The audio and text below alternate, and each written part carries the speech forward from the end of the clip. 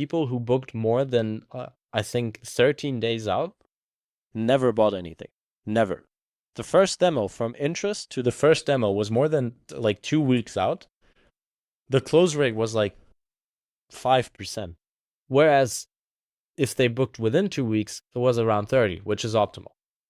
So limit booking window and analyze all of your customers that you have now by who spent the most, complained the least, and stayed the longest. All right? You're going to filter them and you're going to find like your top 20%. And then you're going to see, okay, when did they book? What do they have in common? That becomes your qualification criteria. And what you should do to improve your efficiency of your entire like outbound sales is to just not spend as much time on people who are not in that top 20%.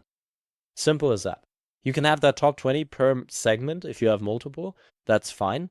But the 80 bottom percent, you can have a separate funnel without a video, without any of this stuff, because it's just not worth your time. Your sales reps are falling behind because their CRM is cluttered, because they're spending the same amount of time for a high-intent mid-market company and a low-qualified SMB who wants some free stuff. They're spending the same amount of time. You have no lead scoring, you have nothing. And that's what we implemented. We filtered all the customers. We looked at all the data that we collected, extremely specific. And we found what commonalities do the best customers have. They booked within 14 days. They had this many like employees in this area, so on and so forth. They booked the second call this many days from the first call.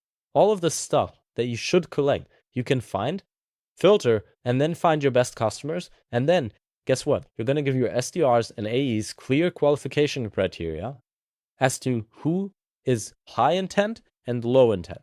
And then you can literally score your leads in 2 buckets. Priority, not a priority. Keep it simple. Don't make medium, low, high, extra high, ultra, whatever. Priority, not a priority.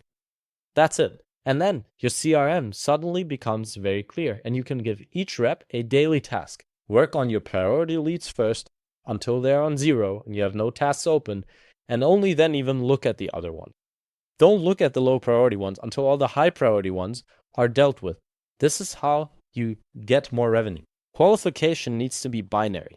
We had a whole sales team that was constantly arguing if a lead is qualified or not, because we had an SDR and AE split, and SDRs were only like supposed to book qualified demos, and the whole thing of qualified was constantly changing because everyone had a different perception, because our qualification criteria wasn't clear. And so we switched it up to literal binary numbers. If they have 10 plus employees, it equals qualified, which means if they have 9 employees, not qualified. There's no discussion here. It's a number. You can't argue about a number. So if you have qualification, like you have frameworks, you say, okay, let's use the SPICE framework. Situation, pain, impact, critical event, decision. All right, you have all this criteria per thing. Or you have BANT, right? Budget, authority, need, timing. You have these criteria per like segment in that framework. You need to make it binary. As soon as it's not binary and it's something that you can only base on like intuition or feeling, then people are going to start arguing. Which also means if you incentivize the right way, like for example, if you pay your SDRs only per qualified demo they book, and then you don't have clear criteria, and then the account executives are like, yeah, this isn't qualified. But the SDRs get paid based on what the AE now says. That's shit.